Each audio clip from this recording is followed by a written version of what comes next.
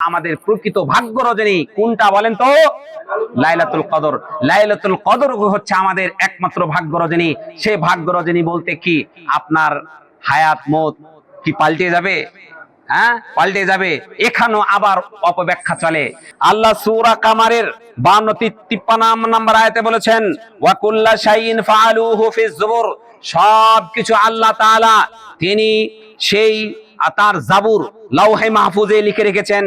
ওয়া কুল্লু সাগীরিন ওয়া কাবীরিন মুস্তাতার, সেটা ছোট হোক বড় হোক আপনার ভাগ্যের সব কিছু লিপিবদ্ধ করে রেখেছেন। অর্থাৎ আপনার মায়ের গর্ভে আপনি যখন ছিলেন, আপনার বয়স যখন 120 দিন হয়েছে, তখন ফেরেশতা আসার পরে আপনার লিখে দেওয়া হয়েছে, আপনার হায়াত মৌতের পরিধি লিখে দেওয়া হয়েছে, আপনার রিজিক লিখে দেওয়া হয়েছে, আপনি সৌভাগ্যশীল হবেন না দুর্ভাগ্যশীল হবেন, এটা আল্লাহ তাআলা লিখে লাওহে মাহফুজে রেখে দিয়েছেন। এই লাওহে মাহফুজে লেখা এই বিষয়টা আল্লাহ তাআলা লাইলাতুল কদর, রমজান মাসের লাইলাতুল কদরের রজনীতে বাৎসরিক একটা রিপোর্ট পাঠিয়ে দেন। ওই জায়গাতে দুইটা বিষয় থাকে, অর্থাৎ ফিহা ইফরাকু কুল্লু আমরিন হাকিম, এই রাত্রে বিশেষ গুরুত্বময় কিছু বিষয়ের ফয়সালা দেন। এটা কিভাবে দিয়ে থাকেন? অর্থাৎ প্রত্যেক বছর লাইলাতুল কদরের রজনীতে আল্লাহ তাআলা এক ধরনের ফেরেশতার হাতে আপনার বাৎসরিক রিপোর্ট দিয়ে দেন। অর্থাৎ এই বছর কে মৃত্যুবরণ করবে, এই বছর কে বিয়ে করবে, এই মাসে এই বছরে সে কি খাবে, সে সৌভাগ্যশীল হবে না দুর্ভাগ্যশীল হবে। অর্থাৎ বাৎসরিক একটা রিপোর্ট আপনার আমলনামা ফেরেশতাদের হাতে দিয়ে দেওয়া হয়। এটি হলো লাইলাতুল কদর। এটি শবে বরাত নয়। যারা শবে বরাতকে, যারা লাইলাতুল কদরকে গোপন রেখে শবে বরাত বুঝাচ্ছে, এরা কোরআনের অপব্যাখ্যা করেছে। আপনি একটু বোঝার চেষ্টা করেন যে আপনাকে অপব্যাখ্যা করে এতদিন শবে বরাত পালন করে আপনার লাইলাতুল কদরকে আপনার গুরুত্বহীন করে দিয়েছে, অথচ প্রকৃত ভাগ্য রজনী হলো লাইলাতুল কদর। আর এই লাইলাতুল কদরে আল্লাহ তাআলা কি করেন? লাওহে মাহফুজ থেকে বাৎসরিক একটা রিপোর্ট বান্দাদের জন্য সামাউদ দুনিয়ায় যারা রয়েছে, অর্থাৎ নিচের আকাশে যে ফেরেশতারা আছে তাদের হাতে দিয়ে দেওয়া হয়। সম্মানিত সুধী, আপনি এই বছর মৃত্যুবরণ করবেন, কে জীবিত হবে, কে বিয়ে করবে, কে সন্তানের মালিক হবে, সার্বিক বিষয়ে এই রিপোর্টটা ফেরেশতাদের হাতে দিয়ে দেওয়া হয়। তবে এখানে তাহলে আমরা যে কিছু জায়গায় দেখি, আল্লাহ নবী সাল্লাল্লাহু আলাইহি ওয়াসাল্লাম বলেছেন, যে ব্যক্তি তার রিজিকের মধ্যে বৃদ্ধি করতে চায়, যে ব্যক্তি তার আয়ু বৃদ্ধি করতে চায়, সেজন্য যে ব্যক্তি চায় যে তার রিজিক বৃদ্ধি হোক, যে ব্যক্তি চায় যে তার বয়স বৃদ্ধি হোক, তাহলে সে যেন তার আত্মীয়তার সম্পর্ককে নিবিড় করে, আত্মীয়তা সেলা রাহিমিকে ঠিক রাখে।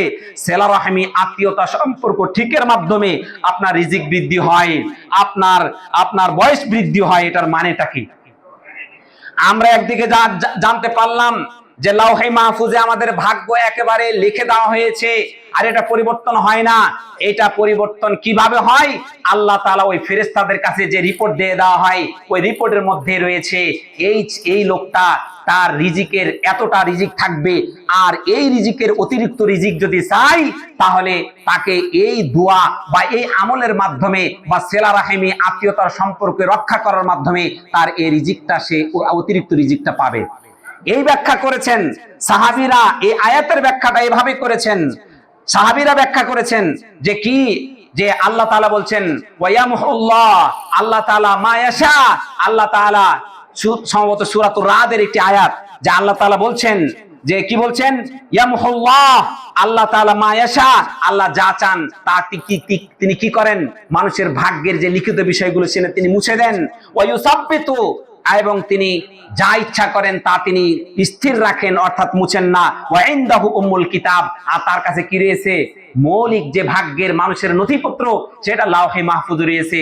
সুতরাং লাওহে মাহফুজ থেকে দুনিয়ার যে ফেরেশতা রয়েছে তাদের কাছে যে রিপোর্ট দেওয়া আছে, সেই রিপোর্টটাতে আপনাকে এভাবে দেওয়া হয়েছে, অর্থাৎ আপনার বয়স হলো 60 বছর, আর আপনি যদি সেলা রাহিমি করেন, আপনার আত্মীয়র সাথে সম্পর্ক ঠিক রাখেন, আপনার মার সাথে সম্পর্ক ঠিক রেখেছেন, বাবার সাথে সম্পর্ক ঠিক রেখেছেন, ভাইয়ের সাথে সম্পর্ক ঠিক রেখেছেন, বোনের সাথে সম্পর্ক ঠিক রেখেছেন, শ্বশুরের সাথে সম্পর্ক ঠিক রেখেছেন, শাশুড়ির সাথে সম্পর্ক ঠিক রেখেছেন, এই সম্পর্ক ঠিক রাখলে আল্লাহ তাআলা আরো ওই জায়গায় লিখে দিয়েছেন, তাহলে আরো 3 বছর বা 4 বছর বেশি বাঁচবেন।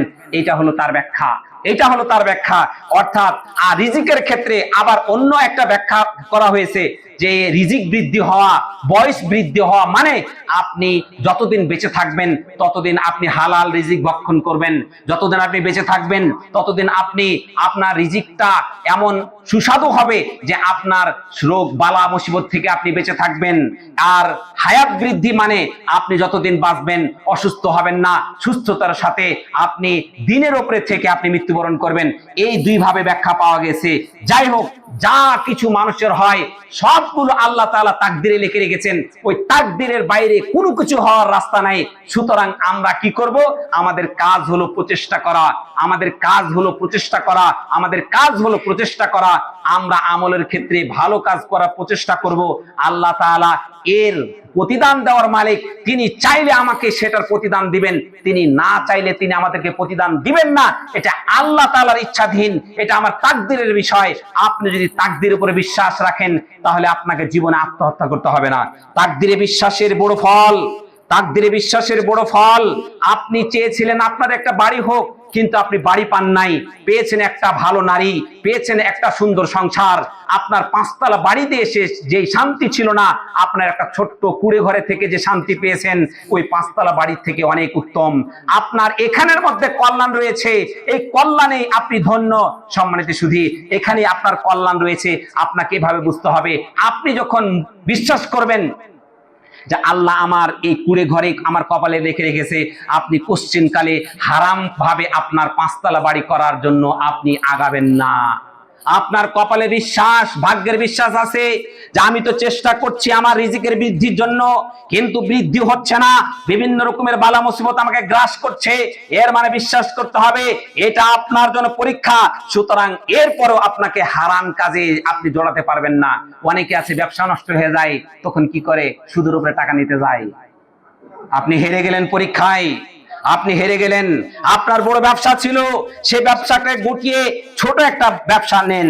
আপনার যদি টাকা পয়সা না থাকে, আপনি কিছু বাদাম বিক্রি করেন স্টেশনে স্টেশনে, তারপরে আপনি মুসলিম হিসাবে আপনার সুদের সাথে কোনো সম্পর্ক হতেই পারে না। আপনি যখন সুদের সাথে জড়িয়ে গেছেন, এর মানে আপনার ভাগ্যকে আপনি বিশ্বাস করেন নাই। সম্মানিত সুধী, এমনি ভাবে অনেকে আছে ছেলে হয় না, অনেক আছে মেয়ে হয় না, ছেলে হয় না মেয়ে হয় না, এই জন্য কত রকমের দুর্ব্যবহার। আপনার আপনার বিশ্বাস নাই। অনেকে আছে পরীক্ষায় ফেল করার কারণে সে আত্মহত্যা করে। যখনই সে বিশ্বাস করবে যেটা তো আল্লাহ তাআলা, আমি তো চেষ্টা করেছি ভালো রেজাল্ট করার জন্য, আমি চেষ্টা করেছি, কিন্তু আল্লাহ তাআলা আমার ভালো রেজাল্ট দেয় নাই, আমার কিসমতে দেয় নাই। আপনি যদি বিশ্বাস করতেন তাহলে কোশ্চিনকালে আপনি আত্মহত্যা করতে পারতেন না। অর্থাৎ ভাগ্যের ভালো মন্দের প্রতি বিশ্বাস করা, এটা হলো আপনার জীবনের কল্যাণ, ইহকালীন কল্যাণ আপনি পাবেন। অর্থাৎ আপনি হারাম পথে জড়াবেন না এবং আপনি মৃত্যুর দিকে আপনি নিজেকে ধাবিত করবেন না। আর এর ফলাফল কিয়ামতের দিন তো রয়েছে। ইহকালেও আপনি সফল, পরকালেও আপনি সফল। সুতরাং ভাগ্য রজনী লাইলাতুল কদর, ভাগ্য রজনী কি বলেন তো? লাইলাতুল কদর। যারা শবে বরাতকে ভাগ্য রজনী বানিয়েছে, আল্লাহ তাআলার এই কোরআনের আয়াতকে তারা বিকৃতি করেছে, একাধিক আয়াতকে বিকৃতি করেছে। এক নাম্বার সূরাতুদ দুখানের আয়াতকে তারা বিকৃতি করেছে। ইন্না আনজালনাহু ফি লাইলাতিন মুবারাকা, নিশ্চয় আমি আয়াতকে, এই কোরআনকে নাজিল করেছি বরকতময় রজনীতে, যেই বরকতময় রজনীতে ফিহা ইউফরাকু কুল্লু আমরিন হাকিম, এই রাতে অনেক গুরুত্বপূর্ণ বিষয়গুলোর সমাধান দেওয়া হয়। এই আয়াত দ্বারা উদ্দেশ্য, আল্লাহ তাআলা অন্য আয়াতে বলছেন শাহরু রমাদানাল্লাযী উনজিলা ফীহিল কুরআন, আল্লাহ তাআলা রমজানের মাস এমন মাস যে মাসে কোরআনকে অবতীর্ণ করা হয়েছে। তাহলে বোঝা গেল এই বরকতময় রজনী এই রমজান মাসে রয়েছে। আল্লাহ তাআলা লাইলাতুল কদরের উপরে একটা আয়াতে নাজিল করে, একটি সূরা নাজিল করে দিয়ে বলছেন ইন্না আনজালনাহু ফি লাইলাতুল কদর, নিশ্চয় আমি এই কোরআনকে নাজিল করেছি লাইলাতুল কদরের রজনীতে। সুতরাং এত স্পষ্ট কোরআনের আয়াত থাকা সত্ত্বেও যারা অপব্যাখ্যা করে শবে বরাত কায়েম করেছে, নিঃসন্দেহে তারা জাল ব্যাখ্যাকারী, এবং এটা যতজন মানুষকে শবে বরাত পালন করিয়েছে এদের সমস্ত পাপের একটাও তার আমলনামা থেকে বাতিল হবে না। সবগুলো এই জনগণের পাপ সহ ওই হুজুরকে বহন করতে হবে। সুতরাং সতর্ক হন, সতর্ক হন, সত্যিকারের যে সবে কদর লাইলাতুল কদর, সেই লাইলাতুল কদরের রাত্রি জাগরণ করবেন এবং আল্লাহ এবং তার রাসূলের আনুগত্যমুখী হবেন। তাহলে আপনি নিজেকে একজন সত্যিকারের সফল বান্দা হিসেবে আল্লাহ তাআলার কাছে পরিচয় দিতে পারবেন। সম্মানিত সুধী, আমি আপনাদেরকে উদাত্ত আহ্বান জানাচ্ছি যে সামনেই আপনার রমজান আসছে। এই রমজান মাসকে উপলক্ষ করে আপনারা কিছু প্রস্তুতি গ্রহণ করবেন। এই প্রস্তুতির মধ্যে হতে অন্যতম প্রস্তুতি হলো সালাতের, যারা জামাত আদায় করতেন না ঠিক মতন, জামাতের সালাত আদায় করা শুরু করে দেন। যাদের সাথে যারা তাহাজ্জুদের সালাত পড়তেন না, এখন থেকে তাহাজ্জুদের সালাত মাঝে মাঝে পড়া শুরু করে দেন। আপনারা যারা দান সদকা করতেন না, এই দিনগুলোতে দান সদকা করে অভ্যাস চালু করেন।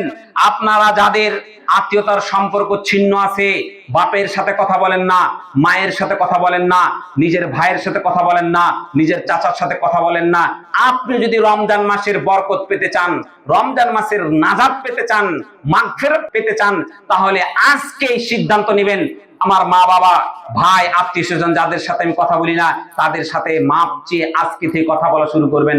আল্লাহর কসম করে বলছি, ওয়াল্লাহি বলছি, যারা আত্মীয়তার সম্পর্ক ছিন্ন করেছে, তারা হাজারো ইবাদত করলে আল্লাহ তার ইবাদত কবুল করবেন না, হাজারো দোয়া করলে আল্লাহ তাআলা তার দোয়া কবুল করবেন না। দোয়া কবুল না হওয়ার তিনটা কারণ। এক নাম্বার কারণ হলো, যে ব্যক্তি শিরিক করেছে, মুশরিকের এ দোয়া আল্লাহ তাআলা কবুল করবেন না। দ্বিতীয় নাম্বার হলো, যে ব্যক্তি তার আত্মীয়তা সম্পর্ক ছিন্ন করেছে, তার দোয়া কবুল করবেন না। তৃতীয় নাম্বার হলো, যে দোয়া করে তার ফলাফল পাওয়ার জন্য হয়রান পেরেশান হয়ে যায়, বলে দাউতু ডাকলাম কই কবুল হলো না তো, ডাকলাম কই কবুল হলো না তো।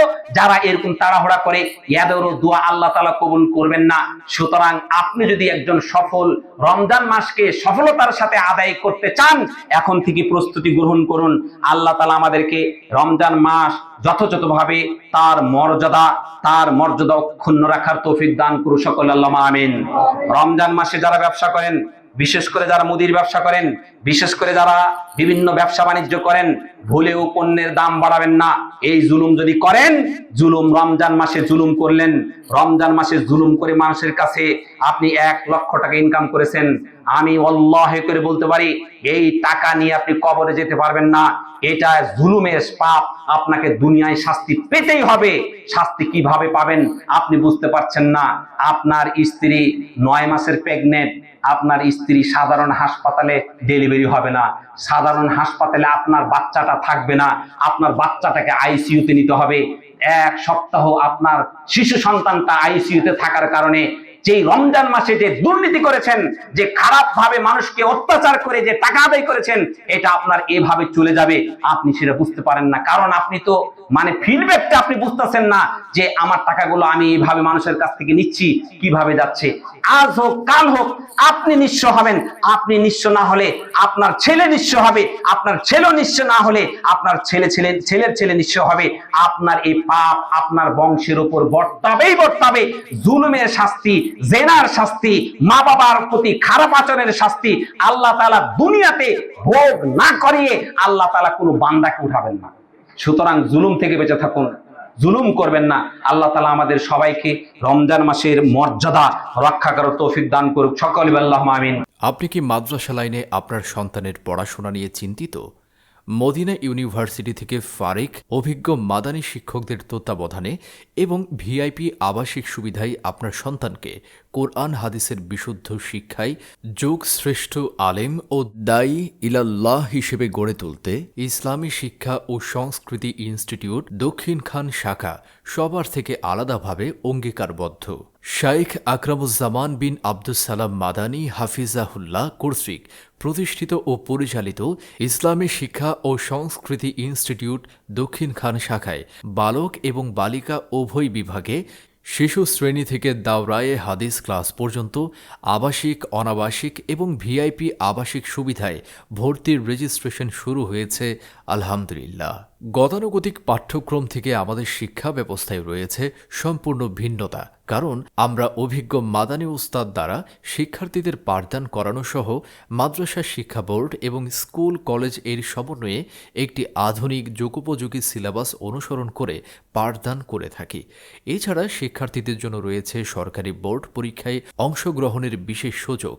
আবাসিক, অনাবাসিক ও ডে কেয়ারের সাথে সাথে আমাদের রয়েছে ভিআইপি আবাসিক সুবিধা, 3 বেলা উন্নত মানের খাবার এবং এসি রুমে থাকার সুব্যবস্থা। সার্বক্ষণিক সিসিটিভির আওতায় শিক্ষার্থীরা থাকেন 24 ঘন্টা উস্তাদদের নিগরানিতে। শিক্ষার্থীদের মেধা বিকাশের লক্ষ্যে দেশ বরেণ্য ইসলামিক স্কলারগণের মাধ্যমে আমরা আয়োজন করে থাকি সাপ্তাহিক, মাসিক প্রশিক্ষণ সহ বিভিন্ন শিক্ষামূলক প্রতিযোগিতা অনুষ্ঠান। আমাদের বালিকা শাখাটি সম্পূর্ণ ডিজিটাল সিস্টেমে পরিচালিত হয়ে থাকে আলহামদুলিল্লাহ। অত্যাধুনিক প্রযুক্তি নির্ভর স্ক্রিন টিভি, সাউন্ড সিস্টেমের মাধ্যমে পাঠদান প্রদান করা হয়। কোরআন সুন্নাহর আলোকে আপনার সন্তানের বিশুদ্ধ দ্বীনী শিক্ষা নিশ্চিত করতে যে কোনো সময় ভিজিট করুন আমাদের ইসলামী শিক্ষা ও সংস্কৃতি ইনস্টিটিউট দক্ষিণ খান শাখা ক্যাম্পাস। এই আহ্বান শেখ আকরামুজ্জামান বিন আব্দুস সালাম মাদানী হাফিজাহুল্লাহ এর পক্ষ থেকে।